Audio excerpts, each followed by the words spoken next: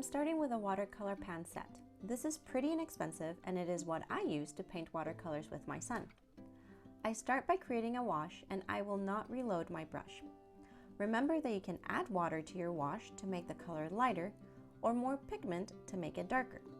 I will keep going down my page, not reloading my brush with pigment, so I can see how much watercolor my brush can hold and how the color changes.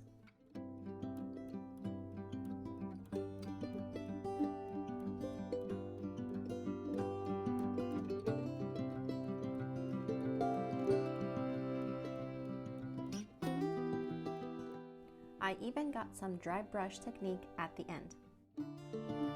Next, I am using some pre-moistened watercolors I got for free. They are not my favorite, but I wanted to show you another option.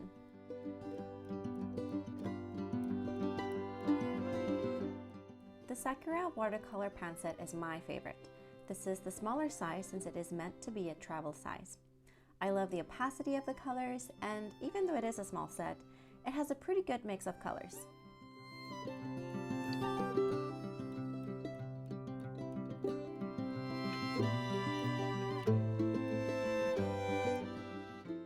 These are the Kuretake Gansai Tambi set. They are Japanese watercolors and have a creamy consistency. The colors are removable. I have to be careful not to use them very thick because when they dry, they can feel sticky.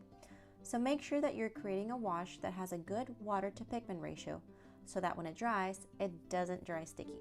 I do love that you can get highly opaque colors with this. Finally, we have a watercolor paint tube. You squeeze out some paint from the tube into a palette. From there, you add water and create your wash. Be careful when opening the tubes since the tops can get stuck and you don't want to accidentally squish all the paint. If the top is really tight, you can use some pliers. If you do not close the tubes properly, the paint will dry inside the tube.